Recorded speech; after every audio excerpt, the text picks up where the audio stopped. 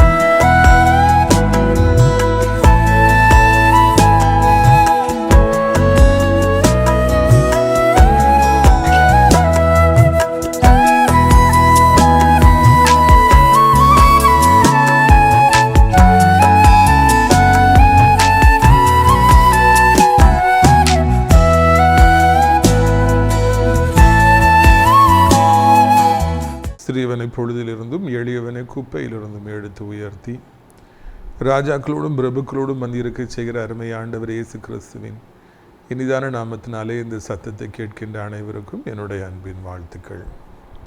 நீங்கள் கோடா கோடியை பெருகுவீர்களாக, உங்களுடைய பிள்ளைகள் கோடா கோடியை பெருகுவார்களாக என்று வாழ்த்துகின்றேன், ஆசீர்வதிக்கின்றேன். பிரியத்துக்குரியவர்களே, ஆண்டவருடைய பிரதான கிருபையினாலே சென்னையில் நடைபெற்ற நம்முடைய கிறிஸ்துமஸ் கொண்டாட்டத்தை கர்த்தர் அதிகமாக ஆசீர்வதித்தார்.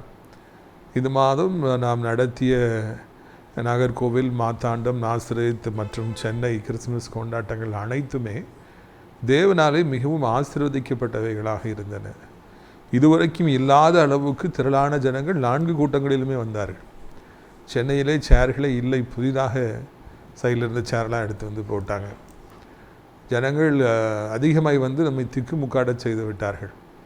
நல்ல செய்தி அவர்களுக்காக கொடுக்கப்பட்டது. அநேகர் புதிதாக ஜெபிக்க வந்திருந்தால் ஜெபிக்கிற பொழுது, தூரத்திலிருந்து ஜெபிக்கும் பொழுது தூக்கி வீசப்பட்டார்கள். அவனுடைய மகிமை, அவனுடைய வல்லமை அதிகமாக காணப்பட்டது. கர்த்தருக்கு ஸ்தோத்திரம். கூட்டத்தின் இறுதியிலே சகோதரர் மங்களராய் மற்றும் கண்மணி சாலமோன் போன்றவர்களெல்லாம் இணைந்து அங்கிருந்த மக்களுக்கெல்லாம் கிறிஸ்மஸ் பிரியாணி விருந்தை அளிக்க எல்லாரும் திருப்தியாக சாப்பிட கர்த்தர் உதவி செய்தார். ஒருவர் கூட வெறுமையாய் போகாதபடி ஆண்டவர் பாதுகாத்தார். ஜெபித்த, உதவி செய்த, காணிக்கையாலை தாங்கின நல்ல உள்ளங்களுக்காக நன்றி செலுத்துகிறேன். முக்கியமாக சகோதரி மஞ்சு, அவருடைய குடும்பத்தாருக்கு நன்றி. சகோதரர் விக்டர் அவர்கள் குடும்பத்தாருக்கு நன்றி. சகோதரி ஷீனா அவருடைய குடும்பத்திற்கும் அவருடைய பிஸ்னஸ் பார்ட்னருக்கும் நன்றி.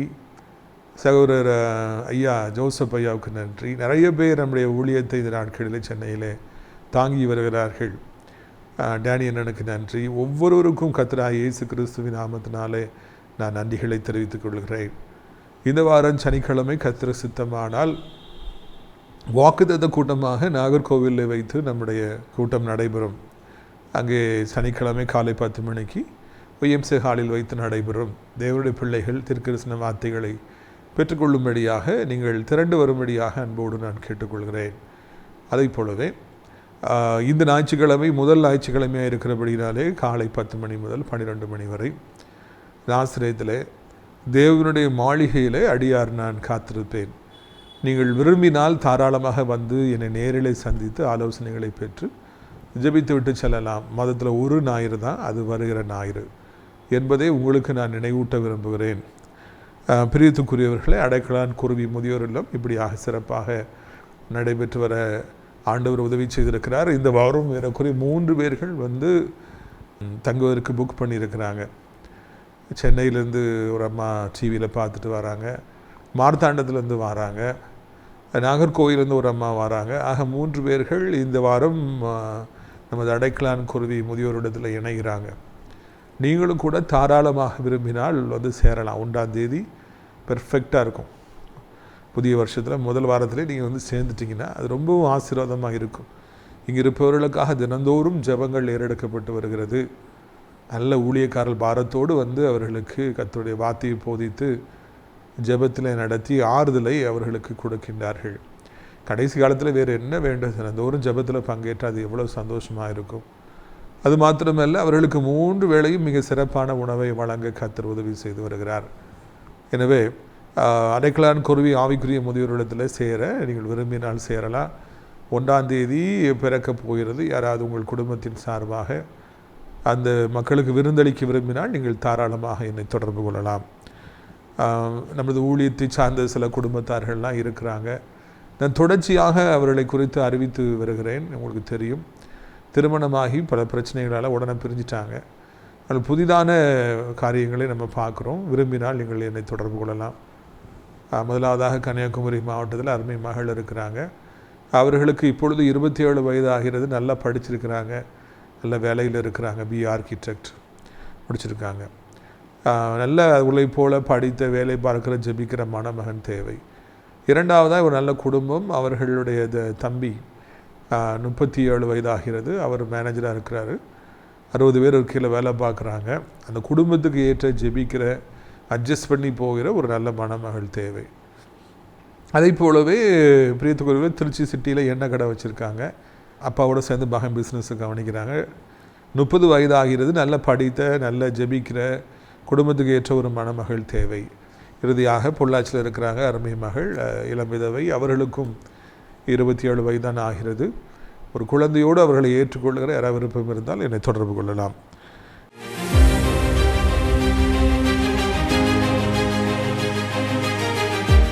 பிரியத்துக்குரியவர்களே, ஏசாயா 54:7 இமைப்பொழுது உன்னை கைவிட்டேன், ஆனாலும் உருக்கமான இரக்கங்களால் உன்னை சேர்த்து கொள்வேன். அவனுடைய கோபம் எப்பொழுதுமே ஒரு இமைப்பொழுது தான். கண்ணை மூடி முழிக்கிறதுக்குள்ள அவனுடைய கோபம் வரும், அது போயிடும், அவ்வளோதான். அதுக்குள்ளே சாத்தான் ஏதாவது நமக்கு சேதாரத்தை கொண்டு வருவான், பலகீனங்களை கொண்டு வருவான், பொருளாதார இழப்புகளை கொண்டு வருவான், வீண் பிரச்சனைகள், வீண் செலவுகள் அப்படின்னு சொல்லிட்டு கண்ணு முன்னால் நிறைய காரியங்களை அவன் பண்ணிடுவான். ஆனால் அதையெல்லாம் பார்த்த உடனே ஆண்டவர் உடனடியாக நமக்கு மனம் இறங்குகிறார். உடனே உருக்கமான இரக்கங்களை நம்ம சேர்த்து கொள்ளுகிறார். அவர் நம்ம பட்ட கஷ்டங்களை பார்த்த உடனே தாங்க முடியாது, அவருக்கு ஓடி வருவார். உருக்கமான இரக்கங்களால் உங்களை சேர்த்து கொள்வார். யோபு இழந்ததை ஆண்டவர் அப்படியே திருப்பி கொடுக்காம 2 மடங்கு திருப்பி கொடுத்தாராம்.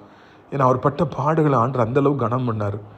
ஈசாக்கு அநேக தேசத்தில் அவமானப்பட்ட பொழுது அவர் விதைத்ததை 100 மடங்கு அறுக்க செய்தாராம். பிரியத்துக்குரியவர்களே, இந்த வருட கடைசியில் 2 மடங்கு ஆசீர்வாதம், 100 மடங்கு ஆசீர்வாதம் உங்களுக்காக காத்திருக்கிறது. உங்களை உருக்கமான இரக்கத்தினால் கர்த்தர் சேர்த்துக் கொள்வார். உங்கள் வியாதிகளை உங்களை விட்டு நீக்குவார். உங்கள் கண்ணீரை துடைப்பார்.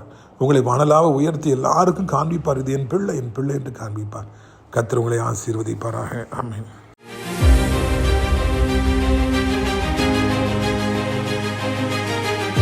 பிரியத்துக்குரியவர்கள், இந்த நாளில் நம்முடைய பிரயோஜனத்திற்காக ஏசாயா 59வது அதிகாரம் 1ஆம் வசனம். இது ரட்சிக்கக்கூடாதபடிக்கு கர்த்தருடைய கை குறுகி போகவில்லை, கேட்கக்கூடாதபடிக்கு அவருடைய செவி மந்தமாகவும் இல்லை. இந்த வருட கடைசியில் நிறைய பேருக்கு இதுதான் ஒரு கேள்வியாக இருக்குது. இந்த வருஷம் முழுக்க நான் எவ்வளோ ஜெபிச்சேனே, நான் ஆண்டவரை தேடினேனே, ஆனால் ஆண்டவர் எனக்கு கொடுத்த வாக்குத்தத்தங்கள் நிறைவேறவில்லையே. நிறைய பேர் அதை என்று சொல்லி வருத்தப்படுறாங்க. கர்த்தர் என்னெல்லாமோ சொன்னான பிரதர், ஒன்றுமே நடக்கலையே, ஏன் இப்படியாக ஆகிவிட்டது. நம்முடைய ஆண்டவர் ரட்சிக்கக்கூடாதபடிக்கு இருக்கிற ஒரு தேவன் இல்லை, இயலாத ஒரு தெய்வம் அல்ல. அழகாய் சொல்லுகிறது, அவருடைய கை குறுகி போகவே இல்லை. உங்களுக்கு வேலை கொடுக்காதபடிக்கு, உங்களுக்கு சம்பளத்தை கொடுக்க முடியாதபடிக்கு, வருமானத்தை கொடுக்க முடியாதபடிக்கு, உங்களுக்கு திருமண காரியங்களை வாய்க்க செய்ய முடியாதபடிக்கு, இல்லைன்னா பிள்ளைகளுக்கு அலையன்ஸ் காரியங்கள்லாம் ஒர்க் அவுட் ஆகிறதுக்கு செய்ய முடியாதபடிக்கு, அடைக்கப்பட்டிருக்கிற கற்பத்தை திறக்க முடியாதபடிக்கு கர்த்தரை கை குறுகி போக. ஆண்டவர் நினைத்தால் என்ன அற்புதம் வேண்டும் என்றாலும் செய்ய முடியும். அவர் சர்வ வல்லமுடைய தேவனாக இருக்கிறார். ஒரு நிமிடத்தில் கற்பத்தின் கனியும் கொடுக்க முடியும். அவர் ஒரு வார்த்தை சொன்னால் போதும் என்று சொல்லி பைபிளில் பல இடங்களிலே நாம் பார்க்கிறோம். பைபிள் முழுவதுமே ஆதியாகமத்திலிருந்து ரெவலேஷன் வெளிப்படுத்தல் வரைக்கும் அவர் அற்புதங்களை தொடர்ந்து செய்வதை காண்கிறோம். அதிசயங்களை தொடர்ந்து செய்து கொண்டே இருப்பதை பார்க்கிறோம். அப்படி இருக்கத்தக்கதாக என்னுடைய வாழ்க்கையில் ஏன் அற்புதம் நடக்கவில்லை, என்னை ஏன் ஆண்டவர் ஆசீர்வதிக்கவில்லை, என் பிள்ளைகளுக்காக நான் எவ்வளோ ஜெபித்தேன், ஏன் அப்படியாக ஒன்று ஆண்டவர் செய்யலை, இல்லைன்னா என்னோடய பிஸ்னஸ் ஏன் ஆண்டவர் ஆசீர்வதிக்கலை, என் படிப்புக்கு தக்க வேலையை ஆண்டவர் தரலை, எனக்கு ஏன் வருமானத்தை சரியானபடி கர்த்தர் கொடுக்கல என்று ஒருவேளை நீங்கள் கலங்கி நிற்கலாம். நிறைய மக்கள் அப்படி திரும்பி பார்க்குறாங்க. 2025 எப்படிப்பட்ட வருடமாக இருந்தது என்று பார்த்தால் தேவனுடைய பிள்ளைகளை கர்த்தர் புடமிட்ட வருடமாக இருந்தது. 2025 ஏராளமான பாடுகள், ஏராளமான உபத்திரவங்கள் வழியாக தெரிந்து கொள்ளப்பட்ட அநேக தேவனுடைய பிள்ளைகள் நடந்து வரும்படியாக கர்த்தர் செய்தார். அவர் எதுக்காக அப்படி நடத்தினார், எதுக்காக பாடுகளை அனுமதித்தார், எதுக்காக சத்துருக்கள் முன்னால் தலை குனிந்து போகும்படியாக செய்தாருங்கிறது நமக்கு தெரியாது. ஆனால் அதெல்லாம் ஒரு காரணம் இருக்கும், தெய்வ ரகசியங்கள். எதுவாக இருந்தாலும் அது நம்முடைய நன்மைக்காய்த்தான் இருக்குமே அன்றி நான் கெட்டு போக வேண்டும், அழிந்து போக வேண்டும், இல்லைனா நம்ம அப்படியே ஒப்பு கொடுக்கப்படணும், சிறைப்பட்டு போகணுங்கிறத அப்படி நினைக்கிற தேவன் அல்ல. அன்றியும் அவருடைய தீர்மானத்தின்படி அழைக்கப்பட்டு அவர்கள் அன்பு கூறுகிறவர்களுக்கு சகலமும் நன்மைக்கு ஏதுவாகவே நடக்குது. இந்த வருஷத்தில் ஆஸ்பத்திரியிலே போய் கிடக்க வேண்டிய சூழ்நிலைகள் வந்திருக்கலாம், ஏராளமான வீணான செலவுகள் வந்திருக்கலாம், விபத்துகள் வந்திருக்கலாம், பல கோர்ட்டு கேஸ் வழக்குகள் வந்திருக்கலாம். எல்லாமே எவ்வளோ தீமையாக உங்களுக்கு தோணுனா கூட அதை உங்கள் நன்மைக்காகவே ஆண்டவர் அதை அனுமதிக்கிறாரே அன்றி நீங்கள் அழியும்படியாக ஆண்டவர் அதை செய்கிறவர் அல்லவே அல்ல. எனக்கு எது அடிக்கடி ஞாபகத்துக்கு வரும்னா, யோசிப்படி அண்ணன்மார் முகாந்திரமே இல்லாமல் நோ ரீசன் எதுக்காக அவங்க யோசிப்பை அவ்வளோ பகைக்கணும். யோசித்து பாருங்கள், ஒரு தப்பும் அவர் பண்ணலை. அவங்கள கம்ப வச்சு அடிக்கலை, அவங்கள்ட்ட கடன் வாங்கி திருப்பி கொடுக்காமல் போகலை, இல்லைன்னா அவங்கள வேதனைப்படுத்த முடியாது எதுவுமே செய்யலை. அவர் வேலையை அவர் பார்த்துக்கிட்டு இருந்தார். ஆனால் அண்ணன்மார் அவங்க மேலே அவ்வளோ கோவப்பட்டு பொறாமப்பட்டு குழியில் போட்டு எடுத்து அழ வச்சு கதற வச்சு கொலை செய்யணுங்கிற ஒரு முடிவுக்கு வராங்க, வெறி கொள்கிறாங்க. ரூபன் எனப்பட்ட ஒரு அண்ணன் மாத்திரம் கொஞ்சம் மறைமுகமாக உதவி செஞ்சதுனால பிறகு அவரை கொல்லாமல் அப்படியே ஒரு கோழியை விற்கிற மாதிரி, அவரை ஒரு ஆட்டுக்குட்டி விற்கிற மாதிரி எகிப்துக்கு விற்றுடுறாங்க. இஸ்மவேலர்கிட்ட காசு வாங்கிக்கிட்டு தம்பியை விற்று வெக்கம் இல்லாமல் அந்த காசையும் பாக்கெட்டில் போட்டு போனாங்களா நண்பர்கள். இப்படிலாம் நடக்குமா அந்த உலகத்தில்? தீங்கு செய்வாங்களா?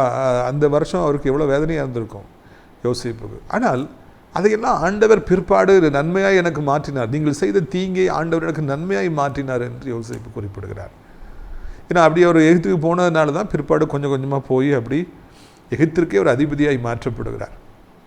பஞ்சகாலங்கள் வந்த பொழுது உலகத்துக்கே உணவு கொடுக்கின்ற தயாளனாக சர்வ வல்லமை புரிந்தவராக ஆண்டவர் அவரை மாற்றுகிறார். அப்போ தான் அண்ணன்மார் காலில் வந்து விழுறாங்க. அண்ணன் மாதிரிலாம் இவர் தான் யோசிப்புன்னு தெரிஞ்சவொடனே கதறாங்க, நீங்கள் பயப்படாதீங்க, எல்லாம் நன்மைக்கு தான், நீங்கள் செஞ்ச தீமையெல்லாம் எனக்கு நன்மைக்கு தான் முடிஞ்சது. யோசிப்புடைய வாழ்க்கை தெளிவாக அனைத்து விசுவாச பிள்ளைகளுக்கு சுட்டி காண்பிக்கிறது. இன்றைக்கு என்ன தீங்கு நீங்கள் அனுபவித்திருந்தாலும் நண்பர்களின் மூலமாக, இல்லாட்டால் யோசிப்பை போல உங்கள் உடன் பிறந்தவர்களின் மூலமாக, கட்டிய கணவன் மூலமாக, கட்டிய மனைவி மூலமாக, இல்லைன்னா நண்பர்களின் மூலமாக, சகோதரர்களின் மூலமாக, யார் மூலமாக உங்களுக்கு இந்த வருடத்திலே ஒரு மிகப்பெரிய தீங்கு வந்திருக்கலாம், சொல்ல முடியாத வேதனைகள் வந்திருக்கலாம். ஆனாலும் கூட ஒன்றை நீங்கள் புரிந்து கொள்ளுங்கள், இவையெல்லாம் உங்கள் வாழ்க்கையில் நன்மைக்கு. தேவன் செவி கொடுக்காமல் இருக்கிறார் என்றால், இந்த வருஷத்தில் சில காரியங்களை செய்யவில்லை என்றால் அது உங்கள் நன்மைக்கே என்பதை முதலாவது புரிந்து கொள்ள வேண்டும். இது நிச்சயமான அவசியமான காரியமாக இருக்கிறது. You have to understand that God is everything for my good. என்ன நன்மைக்கு தான் ஆண்டவர் அது செய்கிறார். தோல்வி வந்தாலும் கர்த்தருக்கு ஸ்தோத்திரம், என் நன்மைக்கு தான் அந்த தோல்வியை கொடுத்தார். சில காரியங்களை எவ்வளோ ஜெபித்தும் கர்த்தரிடத்தில் பதிலும் பெற முடியல. கர்த்தருக்கு ஸ்தோத்திரம், என் நன்மைக்கு தான் அதை செய்தார். எவ்வளோ நேசித்த நண்பர்கள் என்னை விட்டு போயிட்டாங்க, கர்த்தருக்கு ஸ்தோத்திரம், என் நன்மைக்கு தான் ஆண்டவர் அதை செய்தார். எவ்வளோ விரும்பி இந்த வருஷம் வீடு கட்டாமல் முடியாமல் போயிட்டேன், நிலம் வாங்க முடியாமல் போயிட்டேன், நான் கனவு கண்டதெல்லாம் நடக்காமல் போயிடுச்சு, கர்த்தருக்கு ஸ்தோத்திரம், இவையெல்லாம் என்னுடைய நன்மைக்கே என்று சொல்லி இந்த வருட கடைசியில் நாம் ஆண்டவரை துதிக்கும்படியாக நாம் அழைக்கப்படுறோம். ஒன்றுமே இல்லாத இருக்கிற இந்த நேரத்தில் நீங்கள் நினச்சதெல்லாம் அப்படி நடக்க முடியாமல் போய் உங்களுக்கு வருத்தத்தை ஏற்படுத்தியிருக்கிற இந்த நேரத்தில் கூட நீங்கள் ஆண்டவரை துதிச்சிங்கன்னா அவர் அப்படி மன நெகிழ்ந்து போயிடுவார்.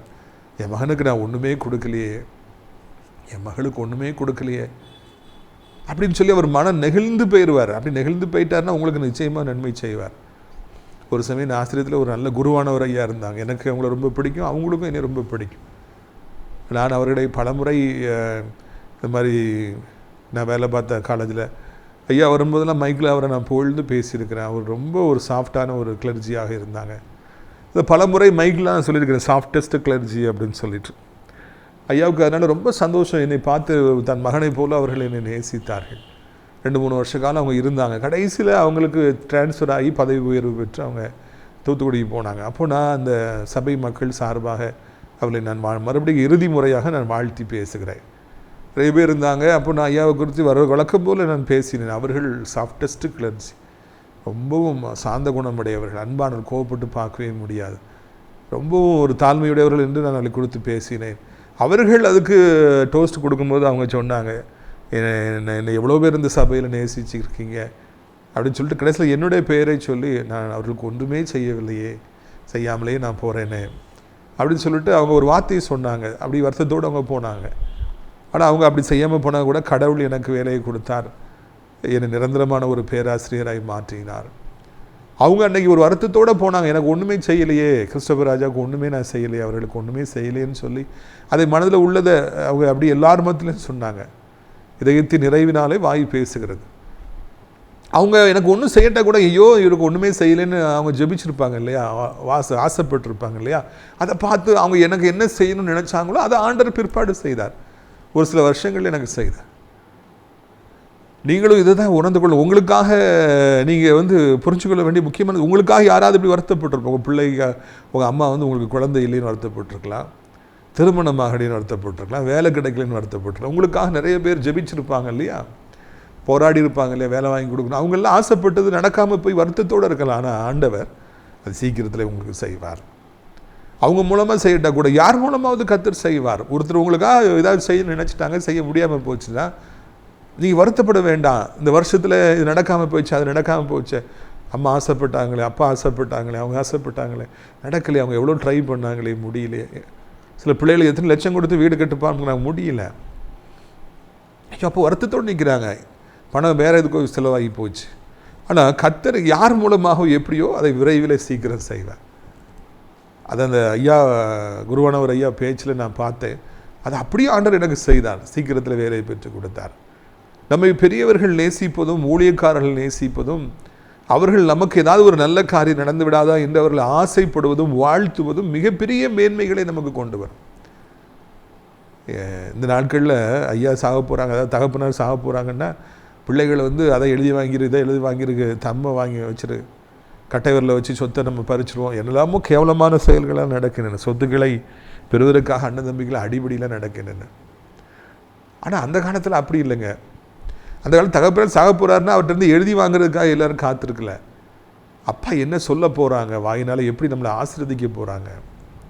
அவரும் உயிரை இழுத்துட்ருக்கோம், அப்பாவுக்கு படுக்கையில் இருப்பாங்க, எந்திரிக்க கூட முடியாது. ஆனால் அவங்க என்ன சொல்ல போகிறாங்கிறத ஹோல் ஃபேமிலியும் கவனிக்கும். இப்போ மாதிரி அந்த காலத்தில் ஒரு பிள்ளைகள் 2 பிள்ளைகள் கிடையாது, 10 பிள்ளைகள் 15 பிள்ளைகள் இருப்பாங்க. அவ்வளோ பேரும் காத்திருப்பாங்க அப்பா என்ன சொல்ல போகிறாங்க. அந்த தகப்பனார் தன் மரண சாசனமாக வாயிலிருந்து ஒவ்வொரு பிள்ளை குறித்து ஒவ்வொன்றும் சொல்லுவாங்க. அது அப்படியே நடக்கும். அவங்கள ஆசீர்வதிச்சாங்கன்னா அவங்க அப்படியே ஆசீர்வதிக்கப்படுவாங்க, சபிச்சிட்டாங்கன்னா பிள்ளைகளை அந்த பிள்ளைகள் அப்படியே சபிக்கப்படுவாங்க. அந்த ஆசையை அவங்களால நிறைவேற்ற முடியாது, ஆனால் சொல்லுவாங்க, வாயால் சொல்லுவாங்க. அவங்க வாயால் என் மகன் இப்படி இருப்பான் அப்படி இருப்பான். அங்கே யாக்கோபு தான் மறிக்கும் பொழுது 12 பிள்ளைகளை குறித்து சொல்கிறாரு. யோசிப்பு கணிதன் திராட்சை செடி அப்படிலாம் சொல்லி அவர் நிறைய பேசுகிறார். யூதா செங்கோல் உலகாது இருக்கணும், அந்த வார்த்தைகள் எல்லாம் அப்படியே பழித்தது. அவங்க ஆசைப்பட்டாங்க, பிள்ளைகள் வாழ்க்கையில் இப்படி நடக்கணும்னு சொல்லி ஆசைப்பட்டாங்க, அதை வார்த்தையால் சொன்னாங்க. அதை ஆண்டவர் எத்தனை வருடங்களான இன்னைக்கு வரைக்கும் நிறைவேற்றி வர. ஒருவேளை இன்னைக்கு உங்கள் பிள்ளைகளுக்கு ஒன்றும் செய்ய முடியாத நிலைமையில் நீங்கள் இருக்கலாம். ஆசைப்பட்டுட்டு இருப்பீங்க, என் பிள்ளைங்க அப்படி நடந்தால் இப்படி நல்லா இருக்குமே, இப்படி நடந்தால் நல்லா இருக்குமே, என் மகன் நல்லா படித்தா நல்லா இருக்கணுமே, அவன் போதையில் அடிமைத்தனத்தில் இருக்கிறான், அதை விடுவிக்கப்பட்ட நல்லா இருக்குமே. நிறைய பிள்ளைகள் இன்னைக்கு போதையில் சிக்கியிருக்காங்க, பெற்றோர்கள் கண்ணீராக இருக்காங்க, முள்ளாக இருக்காங்க. ஆனால் நீங்கள் ஆசைப்பட்டுட்டு நீங்கள் அவளை ஆசீர்வதிச்சிட்டிங்கன்னா இன்னைக்கு இல்லைனாலும் என்றைக்கும் அதை கர்த்தர் செஞ்சு தான் ஆவார். அதை தான் நீங்கள் புரிஞ்சுக்கணும். யாக்கோபு என்கிற ஒரு வயதானவர், அவர் தன் மரண சாசனமாக அவர் படுத்துக்கொண்டு பிள்ளைகளை எல்லாம் அவர் ஆசீர்வதிக்கிறார். அப்படி நடந்துதான் இன்னைக்கு வரைக்கும் நடக்கிறது. You have to understand that. பிள்ளைகளை நீங்கள் நல்லா இருக்கணும்னு நீங்கள் ஆசைப்பட்டாலே போதும். உங்கள் பிள்ளைகள் நல்லா இருக்கணும், அவங்களுக்கு இந்த நன்மைகளை நடக்கும்னு சொல்லி நீங்கள் விரும்பினாலே போதும், அது அப்படி நடக்கும். ஒரு தாயார் அவருடைய மகளுக்கு உடம்பு சரியில்லாமல் போயிடுது. ரொம்ப ஒரு கொடூரமான வியாதி ஒரு பயங்கரமான மேஜர் சர்ஜரி. காலையில் சர்ஜரி கொண்டு போகிறாங்க, நைட்டு தான் 8 மணிக்கு தான் அவங்கள மறுபடியும் ரூம் கொண்டு வராங்க. அது வரைக்கும் தாயாரும் உடன் பிறந்தவர்களும் தவிச்சிட்டு நிற்கிறாங்க. என்னாச்சோ சர்ஜரியில் தப்பாச்சுன்னா உயிரே போயிடும், அது உங்களுக்கு தெரியும். கடைசியில் கொண்டு முகத்தில் ஆக்சிஜன்லாம் மாட்டி ஸ்ட்ரெச்சரில் கொண்டு ரூமில் கொண்டு படுக்க வைக்கிறாங்க. எல்லோரும் குடும்பத்தில் எல்லோரும் ஆன்ஷியஸாக இருக்கிறாங்க என்னாச்சோன்னு சொல்லி. மேஜர் சர்ஜரி, கத்தி மேல் நடக்கிற மாதிரி, கொஞ்சம் கரணம் தப்புனாலும் மரணம், உயிர் போயிடும், அந்த மாதிரி ஒரு சர்ஜரி. அப்போ அந்த எல்லோரும் குடும்பமாக நின்று அந்த சர்ஜரி பண்ணப்பட்டு வந்திருக்கிற மகளை எல்லோரும் பார்க்குறாங்க. தாய், உடன் பிறந்தவர்கள், பற்றுள்ளவர்கள் எல்லாம் பகல்னு பார்க்குறாங்க.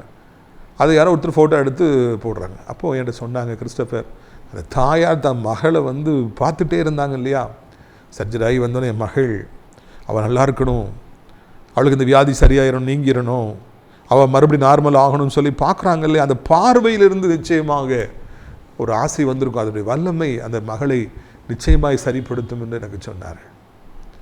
இவ்வளோத்துக்கு சொன்னவங்க ஆண்டரை அறியாதவங்க, அதை நல்லா தெரிஞ்சுக்கணும். கிறிஸ்டபர், அந்த பார்த்துட்ருக்காங்கல்ல அம்மா, அதுலேயே வல்லமை வந்துடும். அவர்கள் கர்த்தருடைய வல்லமை வித்தியாசமாக புரிஞ்சிருக்கிறாங்க. ஒரு பெற்ற தாய் தன் பிள்ளை இப்படியாக நலமாக வேண்டும் என்று ஆசைப்படுகிற பொழுது அந்த தாய் ஆண்டவரோடு கூட இருக்கிற ஒரு தாயாக இருப்பார்கள் என்றார். அவர்களுக்கும் ஆண்டவருக்கும் இடையிலே ஒரு நல்ல ஒரு உறவு இருக்கும் என்றால், ஆண்டவர் அந்த தாயை ஏதோ காரணங்களினாலே தெரிந்து கொண்டிருப்பார் என்றால், பயன்படுத்தி இருப்பார் என்றால், அவர்கள் தன் பிள்ளைகளுக்கு என்ன நடக்க வேண்டும் என்று ஆசைப்படுகிறார்களோ அது நடக்கும்படியாக ஆண்டவர் செய்கிறார். கர்த்தருக்கு ஸ்தோத்திரம். அந்த மகள் இப்போ நல்லா இருக்கிறாங்க, பல வருஷங்கள் ஆச்சு. அந்த பள்ளத்தாக்குகளில் அவன் தாண்டி இன்னைக்கு வேலைக்கு போயிட்டு அவங்க நல்லா இருக்கிறாங்க.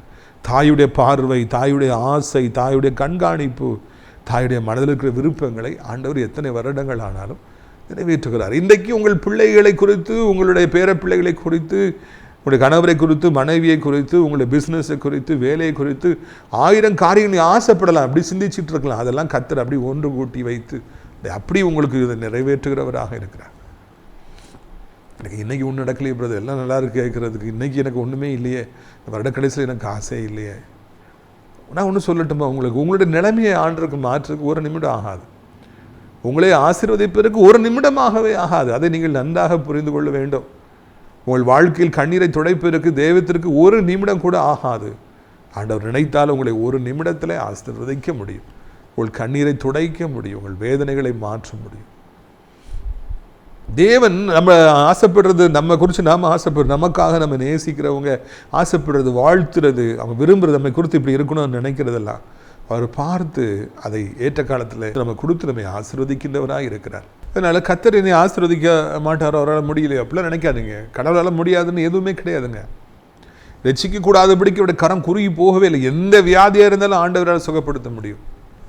எவ்வளவு கண்ணீர் இருந்தாலும் அந்த கண்ணீரை துடைக்க முடியும். ஒருத்தர் எவ்வளவு ஆகாதவனாய் போய்விட்டாலும் அவரை மறுபடியும் உயர்ந்த அடைக்கலத்தில் வைக்க ஆண்டவராலே முடியும். எத்தனை லட்சங்களையும் கோடிகளையும் நீங்கள் இழந்திருந்து பிஸ்னஸில் எல்லாம் போய் தெருவுக்கு வந்துட்டுனா கூட உங்களை மறுபடியும் உருவாக்க முடியும். தேவன் ஒருவரை ஆசீர்வதிக்க வேண்டும் என்று நினைத்து விட்டால் அதுக்கு எதுவுமே தடை இல்லை, அது கண்டிப்பாக செய்வார். இன்னொன்று, உங்களை நேசிக்கிறவர்கள் உங்களுக்கு நல்ல காரியங்கள் நடக்க வேண்டும் என்று விரும்பணும்.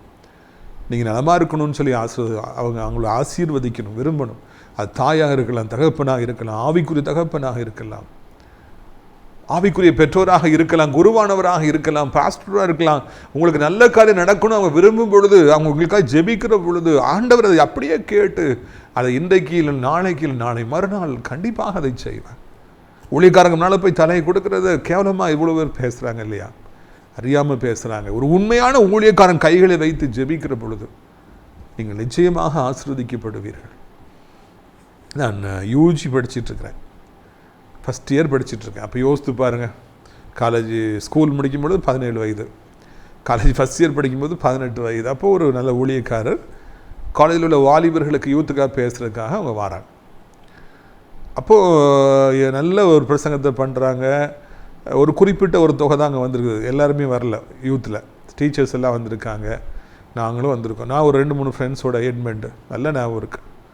இம்மானுவேல் கூட்டம் முடிஞ்ச உடனே அவர்கிட்ட சில டீச்சர்ஸ்லாம் போய் முழங்கால் போட்டு ஜெபம் பண்ணுறாங்க. உடனடியாக நானும் என் நண்பர்களும் ஓடி போய் முழங்கால் போட்டோம். எனக்கு 18 வயது ஆகிறது. அப்போ அவங்க வந்து ஒவ்வொருத்தருக்காக தள்ள கழிச்சு ஜெபம் பண்ணுறாங்க. என்னுடைய டேனிங் வரும்பொழுது ஏசப்பா என்கிட்ட பேசுங்க அப்படின்னு சொல்லிட்டு நானும் முழங்கால் போட்டிருக்கேன். அப்போ அவங்க ஜெபம் பண்ணும்போது சொன்னாங்க, இந்த மகனை நீர் தெரிந்து கொண்டீர், தாயின் கருவிலே தெரிந்து கொண்டீர், சோத்திரம், உலகம் முழுவதும் வல்லமையாக எடுத்து பயன்படுத்த போகிறீர், அநேக ஆயிரங்களுக்கு இந்த மகனை ஊழியக்காரனாக நீ தெரிந்து கொண்டீர்னு சொல்லிட்டு அவங்க போயிட்டே இருந்தாங்க. அவங்களுக்கு நான் யாருன்னு தெரியாது, என்கிட்ட நிற்கவும் இல்லை, ஒன்றும் சொல்லவும் இல்லை. அவங்க வரிசையை முட்டைக்கால் போட்டவங்களும் ஒருத்தருக்காக ஜோன்ட்டு போயிட்டாங்க. இத்தனை வருடங்களுக்கு பிறகு அந்த வார்த்தைகள் நிறைவேறி இருக்கிறது. கர்த்தர் நிச்சயமாக என்ன எத்தனையோ ஆயிரம் பேருக்கு கர்த்தருடைய வார்த்தைகளை பிரசங்கிக்கிற கருவியாக, விடுதலையை பெற்றுக் கொடுக்கிற கருவியாக மாற்றி இருக்கிறார். ஆண்டவர் பல இடங்களுக்கு கொண்டு போய் பயன்படுத்துகிறார். அந்த ஊழியக்காரன் சொன்ன வார்த்தை இன்றைக்கு என்னுடைய வாழ்க்கையில் நிறைவேறி வருகிறது. எங்கேயாவது யாராவது ஜெபம் பண்ணுறாங்கன்னா நீங்கள் ஓடாதீங்க, கேவலமாக பேசாதீங்க, அற்பமாக பேசாதீங்க, சிரிக்காதீங்க, அவர்களுக்கு உரிய கணத்தை கொடுங்க. ஒருவேளை உங்களுக்குரிய வார்த்தைகள் அவங்க வாயில் இருக்கலாம், அவங்க என்ன சொல்கிறாங்களோ அந்த வார்த்தைகளை கர்த்தர் கவனித்து எத்தனை வருடங்களானாலும் அதை தவறாமல் நிறைவேற்றுவார். ரட்சிக்கக்கூடாதபடிக்கு கர்த்தரை கை குறுகி போகவே இல்லை. உங்களை ஆசீர்வதிக்க முடியாதபடிக்கு அவர் ஒரு இயலாதவராய் போகலை. உங்கள் ஜெபங்களை கேட்காதபடிக்கு செவி மந்தமானவர் ஆண்டவர் இல்லை. என்ன ஜெபிச்சாலும் அந்த ஆண்டவர் கேட்பார். நம்பிக்கை இழந்துடாதீங்க, தொடர்ந்து உறுதியாக ஜெபம் பண்ணுங்க. சென்னைக்கு போகும்பொழுது வரும்பொழுதும் நான் ஜெபிச்சுக்கிட்டே போனேன். அந்த நேரத்தை நான் ஆதாயப்படுத்தினேன். எவ்வளோ சந்தோஷமாக இருந்தது தெரியுமா? நமக்கு வாழ்நாளில் நேரம் கிடைக்கும் பொழுதெல்லாம் ஜெபித்து கொண்டே இருப்போம். அப்பொழுது கர்த்தர் அதிகமாக ஆசீர்வதிப்பார். உங்களுடைய ஆசீர்வாதங்களுக்காக நான் ஜெபிக்க முடிய விரும்புகிறேன். ஜெபிக்கலாமா? நான் கண்களை மூடுவோம். அப்பா பிதாவே, வானத்துக்கு பூமிக்கும் ஆண்டவரே, எங்களை அதிகமாக நேசிப்பவரே, தாயின் கருவிலே எங்களை தெரிந்து கொண்டவரே, உமக்கு நன்றி அப்பா. இந்த வருட கடைசியிலே ஆண்டவர் எனக்கு ஏன் செவி கொடுக்கல, அவருக்கு வல்லமை இல்லையான்னு சொல்லி நிறைய பேர் மனசோர்ந்து போயிருக்கிறாங்க. ரட்சிக்கக்கூடாதபடிக்கு ஆண்டு கை குறுகி போகலை, ஜெபங்களை கேட்க முடியாதபடிக்கு ஆண்டவருக்கு செவிடாகலை, மந்தமாகலை என்ற அருமையான ஒரு வாக்கு தத்துவத்தை கொடுத்து எங்களை சந்தேகங்களை நீ நிவர்த்தி செய்திருக்கிறீர். நன்றி. நாங்கள் ஜெபிக்கிற ஜெபம் கேட்டு கர்த்தர் எங்களை ஆசீர்வதிக்கிறீர். அதே போல எங்களை நேசிக்கிறவர்கள், எங்கள் குடும்பத்தார்கள், எங்கள் நண்பர்கள், எங்களுடைய ஆவிக்குரிய தகப்பன்மார்கள், சபை மூப்பர்கள், ஆண்டவரே பெரியவர்கள் எங்களை நேசித்து குருவானவர் எங்களுக்காக ஜெபித்து எங்களை ஆசீர்வதிக்கிற பொழுது ஆண்டவரே அந்த சத்தத்தை கேட்டு அவருடைய கூக்குரலை கேட்டு எங்களை அப்படியே ஆசீர்வதிக்கிறீர். இந்த புதிய மார்க்கத்தை எங்களுக்கு நீர் காண்பித்திருக்கிறீர். எங்களுடைய ஜெபங்கள் தான் எங்களுடைய வாழ்க்கையை மாற்றும் என்பதில்லை. எங்களுக்காக எங்கள் தாய் தகப்பன் ஜெபிக்கிற பொழுது, எங்களுக்காக குருவானவர்கள் ஜெபிக்கிற பொழுது, எங்களுக்கோ ஏதோ ஒரு நீதிமான் ஜெபிக்கிற பொழுது, கர்த்தரை அறியாதவர்கள் கூட எங்கள் வாழ்க்கையில் இவன் நல்லா இருக்கணும்னு சொல்லி நினைக்கிற பொழுது அது அப்படியே எங்களுக்கு பழிக்கிறது. ராஜா இறைவா, இந்த அருமையான நாளில் கூட இது ஒரு அற்புதமான இந்த வார்த்தைக்காக நன்றி. பிள்ளைகள் நல்லா இருக்கட்டும், பெற்றோர்கள் நினைக்கட்டும், நண்பர்கள் நல்லா இருக்கட்டும், நாங்கள் நினைக்கட்டும். கர்த்தாவே எல்லாரையும் வாழ்த்தட்டும், நல்லா இருங்க, காட் பிளஸ் யூன்னு சொல்லட்டும். ஆண்டவர் சாபங்களை கொடுக்காதபடி ஆசீர்வாதங்களை கொடுக்க எங்களுக்கு நீர் உதவி செய்யும். இந்த அற்புதமான நாளிலும் கூட கர்த்தாவே ஆண்டவர் இந்த சத்தத்தை கேட்குற பிள்ளைகள் வியாதிப்பட்டிருப்பார்கள் என்றால் இந்த ஊழியக்கான சத்தத்தை கேட்பீராக அப்பா. அப்படி வியாதிப்படுக்கையை மாற்றுங்க. யாருக்குமே என்ன வியாதி வேணும், தாங்க முடியாதப்பா. வியாதி யாராலும் தாங்க முடியாது. என்ன வியாதி இருந்தால் சாத்தானுடைய கிரியை அது விலகி போகட்டும். மறுபடியும் வியாதி வரக்கூடாது. மறுபடியும் வியாதி ஜனங்களை சிறுமைப்படுத்தக்கூடாது. சிம்சோனை பிடித்து சிறுமைப்படுத்தியது போல வியாதியுடைய பிள்ளைகளை சிறுமைப்படுத்தாதபடி, கடன் பாரங்களும் தரித்திரங்களும் சிறுமைப்படுத்தாதபடி, பண கஷ்டங்கள் ஆண்டவர் சிறுமைப்படுத்தாதபடிக்கு கர்த்தர் அவர்களை விடுவிப்பீராக. நுகத்தடிகள் முறிவதாக. சாப்பிட முடியலையா, தூங்க முடியலையா, நடக்க முடியலையா, வேலை செய்ய முடியலையா, கால் வீங்கி போதியா, ஐயா எனக்கு அப்படி பண்ணுதியா, இப்படி பண்ணு சொல்கிற ஒவ்வொருவருக்கும் அற்புதம் செய் சுவாமி. ஏசப்பா, என்ன பிரச்சனையாக இருந்தாலும், என்ன வியாதியாக இருந்தால் ஒரு வார்த்தை சொல்லும், இப்பொழுதே அந்த வியாதியின் கொடுக்கள் உடைக்கப்பட்டு அவர்கள் புது வாழ்வு பெறட்டும். எவ்வளவு கடன்கள், நெருக்கங்கள், வியாதிகள் தகப்பன இருந்தால், முக்கியமாய் பண நெருக்கடிகள் அவர் நெருக்கினாலும், வட்டி கடன்கள் நெருக்கினாலும், இன்றைக்கு அற்புதத்தை செய்து அவர்களை சந்தோஷப்படுத்த வேண்டும் என்று கெஞ்சுகிறோம். எப்படியாவது வருமானத்துக்கான ஒரு வழியை உண்டாக்கணும். அந்த வருட கடைசியில் பணம் இல்லாமல், வருமானம் இல்லாமல் யாரால வாழ முடியும் ஐயா? இந்த கிருபையை தாங்கிக் கொள்ளுங்க. வயதானவர் கீழே விழுந்து விடாதபடி காத்துக்கொள்ளுங்க. வாலிபர்கள் போதை, மொபைல், பைக் அடிமத்திலிருந்து விடுவிக்கப்பட உதவி செய்யுங்க. தெய்வ கரம் ஒவ்வொருவரையும் தாங்கட்டும், அற்புதம் நடக்கட்டும். உலகம் முழுவதும் அத்தனை மக்களையும், எங்கள் தாய் திருநாள இந்திய நாட்டு மக்களையும் ஆசீர்வதியும். அனைத்து ஆவிக்குரிய மக்களையும், ஊழியக்காரர்களையும் ஆசீர்வதியும். ஆசிரியர் ஆட்சியப்படத்தோட்ட ஊழியங்களை நேசிக்கிறேன். நாள்தோறும் நம் நிகழ்ச்சிகளை பார்க்கிற, அறிமுகப்படுத்துகிறேன். எனக்கலான்குரிய முதியோர்களுக்கு ஜபத்தினாலே காணிக்கிற தங்கள் ஒவ்வொரு நல்ல உள்ளங்களையும் ஆசீர்வதி. அங்கே தங்க ஏராளமான இடங்கள் உண்டு, ஏராளமாக அழைத்து கொண்டு வார். இயேசுவின் மூலம் ஜெபிக்கிறோம் பிதா. என் ஆத்மாவை கர்த்தரை சோத்திரி, என் முழு உள்ளமையுடைய பரிசுத்த நாமத்தை சோத்திரி.